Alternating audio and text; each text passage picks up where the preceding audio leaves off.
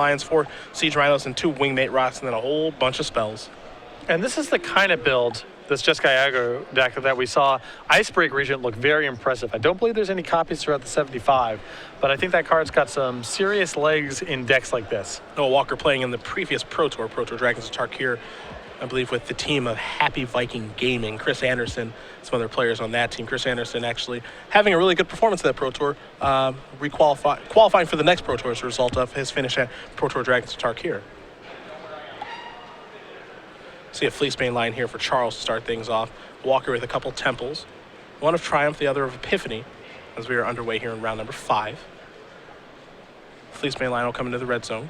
Walker will go down to 17. And there's a copy of Llanowar Waste. The follow-up is another Fleecebane line. And passing of the turn. Don't have to worry about Bile Blight given what he's playing against. Walker will untap and take a draw. Mantis Rider in hand. Mountain there too, so Mantis Rider is something he can certainly cast right now. But definitely behind the gun at this point. He will go with the 3/3 flyer that has haste and vigilance. 17 all, and perhaps he's looking to block here if he can. Well, in this kind of matchup, he might be the aggressor to the extent where he's got to take some of these lumps. Part of the problem is that the start here might indicate that Charles is actually playing an aggro build of Abzan, and then he might be more inclined to block. Charles giving him no choice here at all with the removal spell, but I think Noah might have been looking to race there if he was allowed to. The interesting thing is with these 2 Fleecebane lines, as you mentioned, it might come off as Abzan aggro, and that is simply not the case. Yep. This is an Abzan control deck. Charles has just found his draw that allows him to do a little Fleecebane line beatdown. You see Walker's going to sacrifice a Flooded Strand, get himself an island. He's down at 10.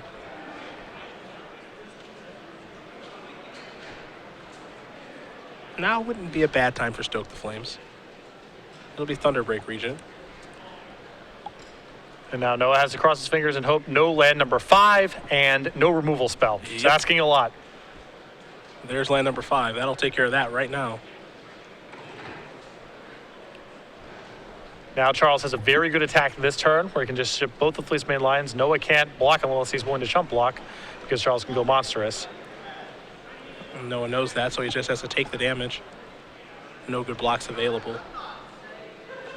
The follow-up is Read the Bones. Not a bad time to take the turn off. I don't know. In this spot, I think that if I was Charles, I would have just gone monstrous with one of the Fleecebane lines. You knock Noah into a spot where he's lethal. At this point, if Noah untaps and let's say he has 2 lightning strikes for your Fleecebane lines, he can turn this game around. And he's got a real clock on the table, yeah, too. Exactly. There's some risk to this play where I think just going monstrous with Fleecebane line is very safe.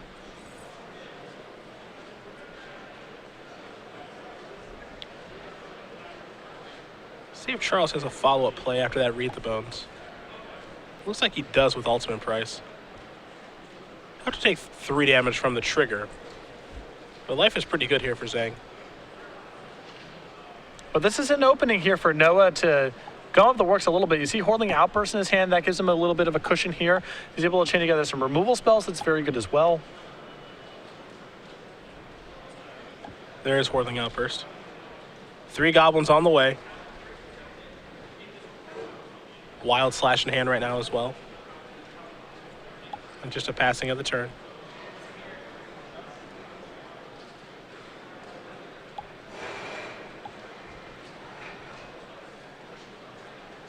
You have to imagine Charles is just going to keep on attacking here. Yeah, no reason to slow down.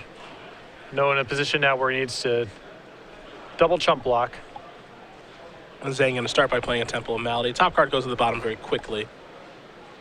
There are the attacks. There's the double chump. That was a spot there for Noah to potentially get very greedy and say, I'll put everything in front of your Fleecebane lion. Well, put 3 tokens in front of one of your Fleecebane lions.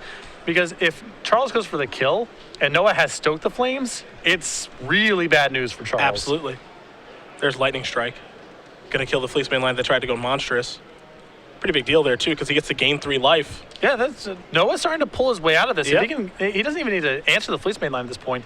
He can just gain life with Soulfire Grandmaster. If he's able to get to something like Stormbreath Dragon, Charles might just not have a way to get out. This is part of this is part of the reason you mentioned that one particular turn where he could have activated the monstrosity on Fleecemane Lion, and we're looking at maybe something different entirely. Noah's on the back foot, and you have a lethal, indestructible creature that Noah has to generate blockers for every single turn.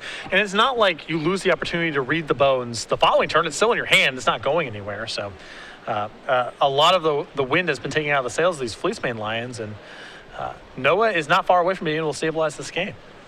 Walker down to 4 after that attack. There's Courser. Top card is a Siege Rhino. That's a good one. A Forest will trigger the Courser up to 13. Walker will untap and draw.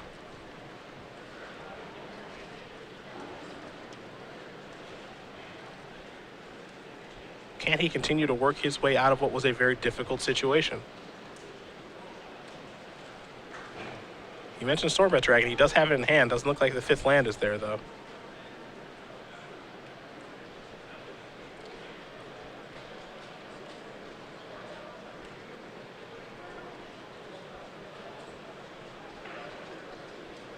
Has another copy of Soulfire Grandmaster in hand. Might be going that route.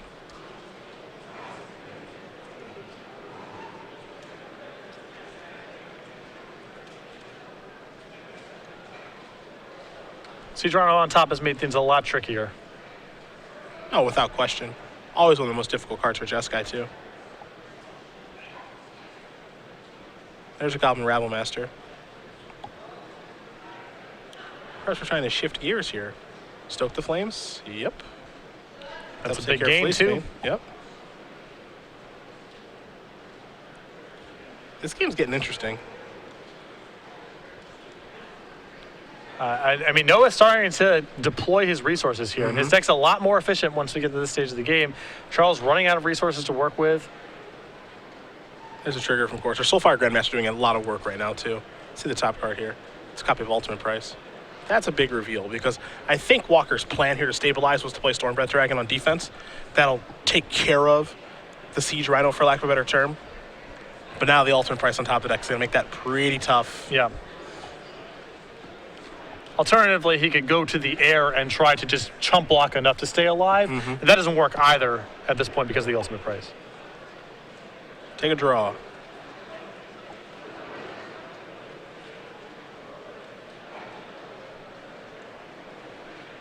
I believe the draw was a copy of Dig Through Time. 2 copies in Walker's deck. And it is. So he'll delve away the entire graveyard. Take a look at the top 7 cards. Take 2 with him. 3 main deck copies of Valorous Stance in his list here, which would be a great find. Didn't find one, though. Lightning Strike among the cards he did find, however.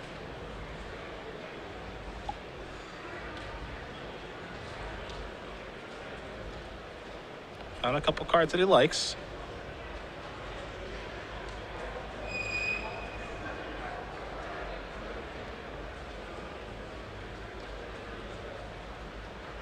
So Dig is done resolving. There is a Flooded Strand.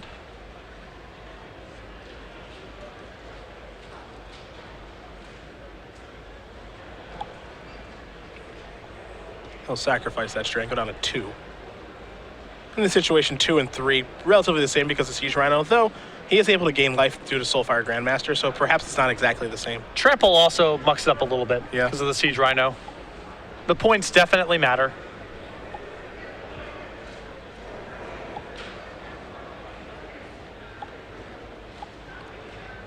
Got a Wild Slash that's going to go after Siege Rhino. That'll allow him to gain 2. And now Lightning Strike. I have to imagine is going to be a cast. That'll allow him to gain 3. And now, oh boy. Now Rabblemaster gets to come across in the red zone too. Yeah, this is another big swing here. I mean, Charles does have the opportunity here to untap, get rid of the Rabblemaster, and hang back on defense. But Noah's got more spells in his hand than Charles does at this point.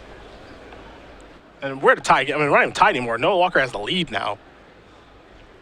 Ultimate Price is the draw. Top card of the deck is an Elspeth. That's a pretty good draw if Charles gets to actually cast that card, which is not something I expected to be saying. Yeah, it's crazy how this game got swung around so fast. I think it all goes back to the turn that Charles took off, casting Read the Bones. And the consequences for that decision have sort of multiplied each turn of the game.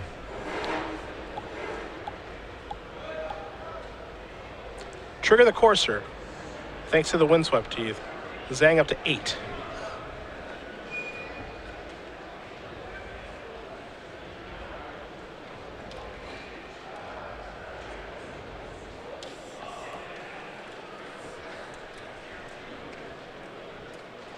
What a dramatic shift in this game. It's really unbelievable. I thought this game was basically over once that Mantis Rider got Hero's downfalled. I thought so too. I thought Noah was just too far behind. But Stoke the Flames and you know, a couple of the other cards have allowed him to efficiently add to the board and answer something. And those are the kind of swings that he needs to be able to catch back up. Ultimate Price took care of the Goblin Rabblemaster.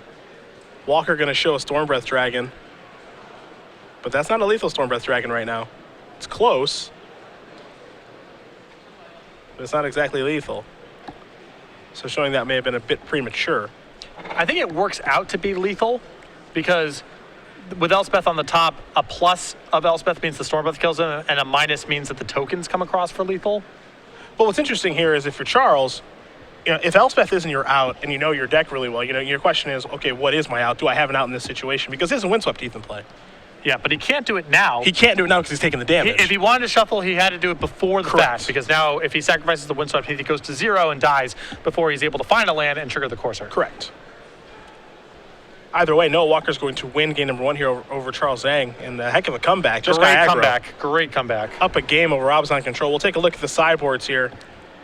And on Charles's side, we'll find an Elspeth, a Garrick, and Ugin, along with a copy of Bobblight, an additional copy of Read the Bones, 2 Drown in Sorrow, 2 Unhostilities, 3 Duress, 1 Obzon Charm, and 2 copies of Surge of Righteousness. I think that the 3 copies of Duress are very well suited for this matchup. The 2 copies of End Hostilities as well, and the Bobblight. Just more removal. I don't mind going up to the top with another copy of Elspeth as well. What do we see on the other side? 2 copies of Anger of the Gods, 2 copies of Encase in Ice, 2 copies of Disdainful Stroke, 2 copies of Negate, 2 copies of Burmaz, King of Varescos, and Elspeth, Sun's Champion, Dragon Lord Ojutai, and Erase, a Glare of Heresy, and a Seismic Rupture. I think that you're going to see the counterspells come in here and Negates and Disdainful Strokes. I think the Elspeth is fine for this matchup, as is the Dragon Lord Ojutai. I think that Encase in Ice is likely to come in here based on the cards that Noah saw. I mean, you saw Fleece Mainline as well. I don't think it's typically very good against Obzon because a lot of their creatures do things even if you have them tapped. Siege Rhino still triggers, Courser still does its thing.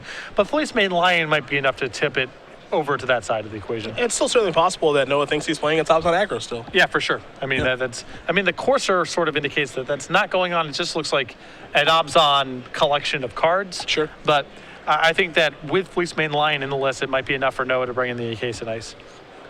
Glare of Heresy as well will come in for similar reasons. We'll talk about next level deck building very quickly. We oftentimes talk about next level Magic, but next level deck building, Chapin's other book, and now finally for the first time available in paperback. Yeah, if you want to understand deck building philosophy better, build better decks yourself, this is the best book out there. By Patrick Chapin, a Magic Hall of Famer, Pro Tour champion, 2-time Worlds runner-up. Helpful for players at all ability levels, from experts all the way down to people who are just starting the game. This is the first time it's available in paperback, over 500 full color pages. Go to starcitygames.com/nextlevel to order your copy right now. Fantastic book, both of them are. I own a copy of each one, and Chapin, when he's not playing Magic, he has time to write about Magic, and he does it quite a bit. Next level deck building, again, available for the first time in paperback. Pretty big deal there. You can see the framing there, fair and unfair, reactive and aggressive on where decks fall in the spectrum. That's already a deeper presentation of deck building and the philosophies that go behind that building than many players have. Yes. So just by looking at the cover, you're already ahead of the game. And there's only more inside. There's 500 more pages on top of that. So I would just buy it just for the cover. There you go. StarCityGames.com/nextlevel for more information. Is game number 2 going to be underway here between Noah Walker and Charles Zhang in just a bit. Just Sky Aggro, Obzon Control. We've seen a pretty decent amount of Obzon here, but I know the room is pretty diverse talking to the players. A lot of different decks people are playing this particular weekend because there are a lot of different decks to play in the standard format. That's the nature of the format. There's a lot of different options. And I think players have the option of just identifying the types of cards they like or a particular card they like and just playing that card or that deck. Standard formats have not always done that, but it's a consequence of the power level of the format being pretty flat. no superstar cards. Certainly some cards are more powerful than others, and we see a lot of Goblin Rabble Masters, we see a lot of Siege Rhinos, we see a lot of Dig Through Times. There's definitely some cards that push you in particular directions, but no one feels compelled to play a particular deck because it's just so much better than all the other options. I'm really looking forward to playing the Standard Open in Portland in 2 weeks. I'm looking forward to covering you. It's just, this format's just awesome. It is one of the best Standard formats I can recall, maybe the best. In terms of diversity of decks, diversity of play patterns, how fun are the games actually to play? R&D really knocked it out of the park. It's pretty indicative that the games are actually a lot of fun to watch, and I have to imagine they're going to be a lot of fun to play. When we were covering Theros Standard with Pack Rat and Mono Blue Devotion and Sphinx's Revelation, after a couple of weeks... It could be a chore, man. Yeah. It could honestly be a chore. That got to be a little bit boring. And not only boring for us here in the booth, but, even people watching at home and people playing the tournament, it's like, yeah, I guess I'm just playing Mono Black because it's the best deck, know? But this is just diversity like crazy. You can build all the decks so many different ways. A Jesco aggro deck, you can build that deck 7 different ways probably. I mean, there's so many different shades of that deck. And it feels that the same thing is true. Like Charles's list is here. We have it as Abzan Control. He's playing with expensive stuff. He's got Ukon in his list and so forth. But he's still playing with Fleecebane Lion. There's a lot of examples of that, of decks we have on camera where, in a broad stroke sense, we define it as this class of deck. But a lot of the details suggest that they're kind of trying to take a different angle of attack. Walker going to take a mulligan here while Zhang is happy with his opening 7. Charles will be on the play here for game number 2. I just don't think I've been a part of a Standard format where you can just build so many decks so many different ways and still have them fall underneath the same umbrella. Yeah. I remember for the Mono Black Devotion decks, for example, sometimes we would say something like, all right, this person has 3 Devour Fleshes instead of 4, and a main deck Duress. And that's a pretty big departure. Big change. Big changes. Found a way to get a Duress in the main deck. Needed that 5th discard spell. Yeah. We're underway here in game number 2. Temple of Mali is going to leave the top card on top for Charles. Temple of Triumph for Noah Walker. It will do the same. Leave that top card on top. A Case of Koilos into a Fleecebane Lion here. Zhang will have to take 1, so he's down to 19. We head back Walker's way. Temple of Triumph here for Noah. Top card becomes the bottom card. Pass it over. And attacker for 3 is going to bring Walker down to 17. That's a Fleecebane Lion, so very reminiscent to what we watched in the last game. Same opening, 2 Fleecebane Lions to start it off, with Noah having no play on turn 2. Yep. Temple of Silence, little scry action. It's funny because this is just, it's not an Abzan aggro deck, but it looks like an Abzan aggro deck this game, just like it did in the last game. Walker will draw. Yeah, there could very easily be 3 Elspeths and a Nugan in his deck right now. Yep. Right now it's Fleecebane Lion doing the work. There's Mantis Rider in for 3. Pass that turn back. See if Zhang has the removal spell here again.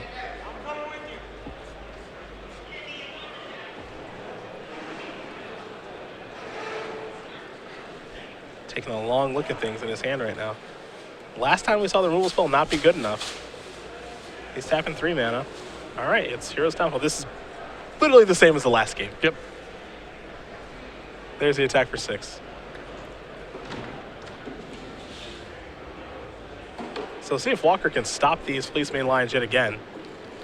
Part of the problem with the Fleecebanes in this matchup, though, is that Charles is not doing very much with the incremental damage he's picking up. It does help for the purposes of Siege Rhino closing out the game, but Noah can go down to 5 from these hits or something and then be able to clean up the game from there.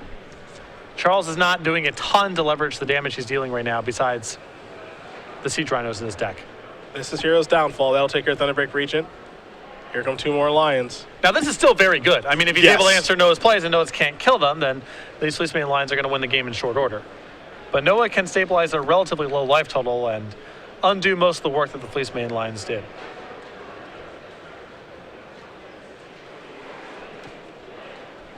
Walker with a Hordeling Outburst, a couple of lands in hand. Temple of Triumph looks like a Flooded Strand over there as well. Unsure if he has Stormbreath Dragon or not.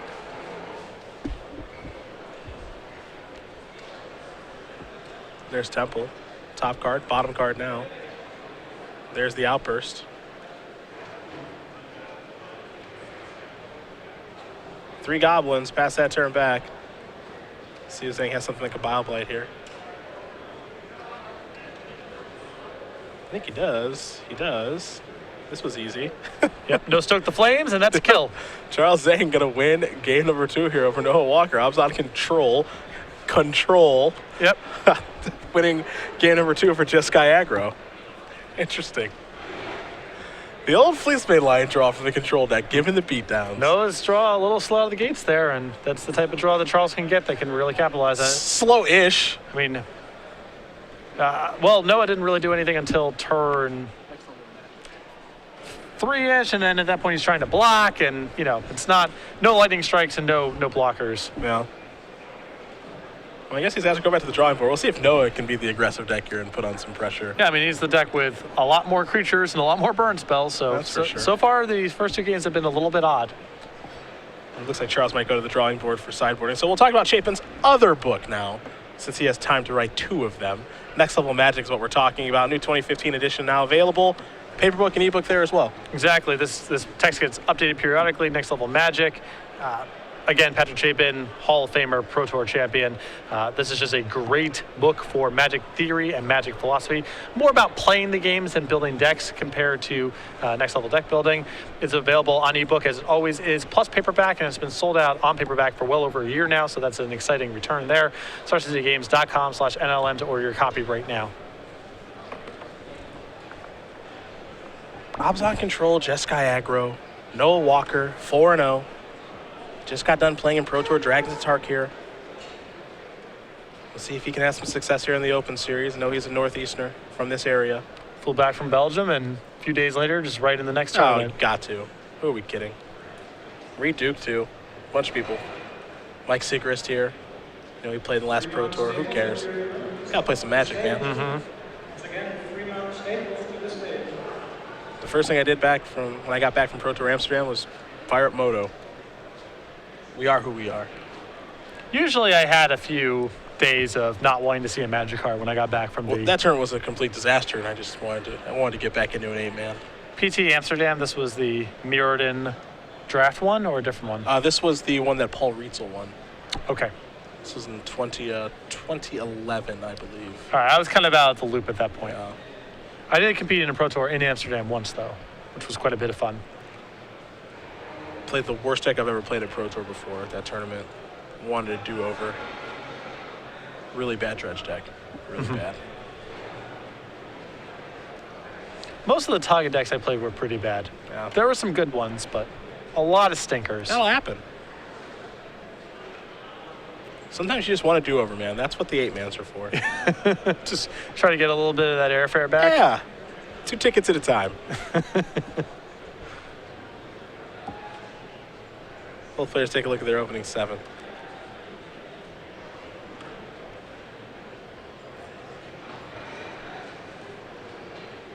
Mystic Monastery is how Walker will start things for game number 3.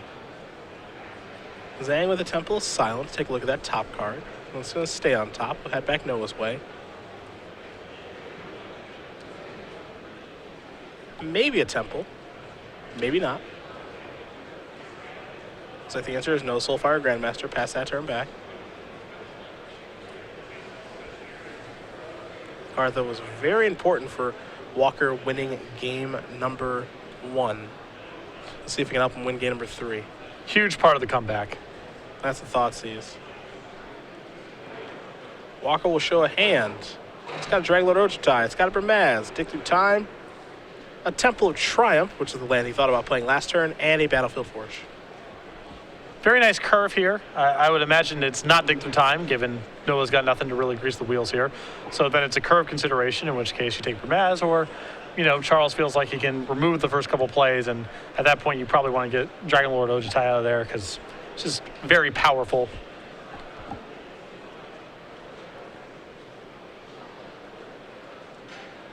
I think Noah there made a quick move to put the Bramaz in the graveyard, but it's a little bit more complicated than that.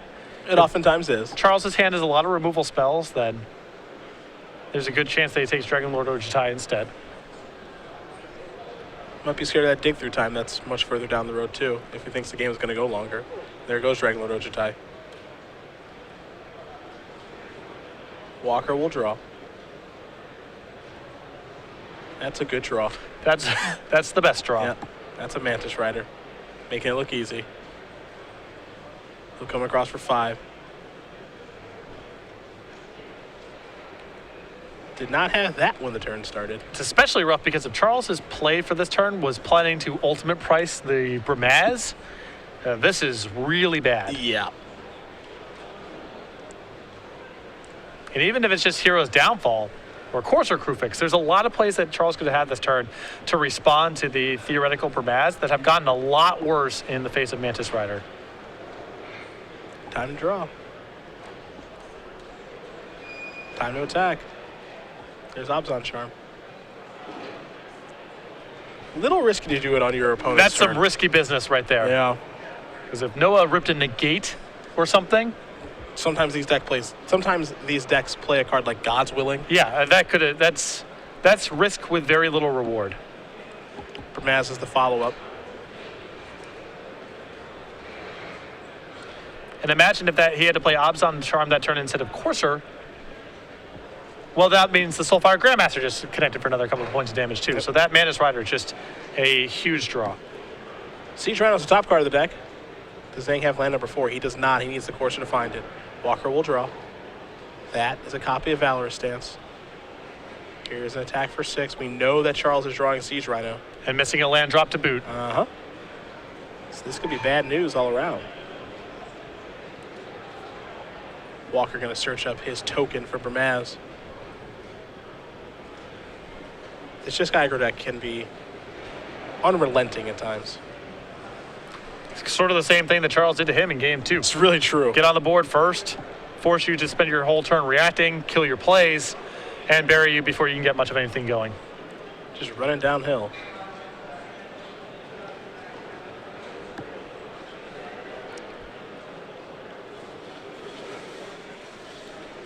Noah's got to feel pretty confident in this spot. Well, I know that you can't cast a Siege Rhino. So best case scenario for you is you're, casting something like Hero's Downfall on the Bramaz. I get to connect again next turn. I'm getting closer to cast the Dig Through Time. I can probably piece together lethal no matter what. They got to be feeling great. Yeah. I guess Noah's without double blue, so Dig Through Time can't necessarily be cast, but he's drawing very live even if Charles has a removal spell. Yeah. I also believe Noah may have negate in hand, which is all sorts of trouble. Yeah, there's negate. See you later. See you later. That should end this one. We're going to do a little bit of math and make sure that's the case. And that is, Noah Walker is going to win this game and match over Charles Zhang. 2-1. Jessica Iger will take care of Abzan control. Both these players just kind of ran downhill on each other. It shows you, in a lot of these matchups, it's kind of about who's able to get on the board first and capitalize on it. It's a little bit weird because Charles's deck is a control deck, but happened to just have Fleecemane Lion draws in games 1 and 2. But the person who was stumbling and not carving out efficiently there is the one who got run out of the game, died with a bunch of spells in their hand.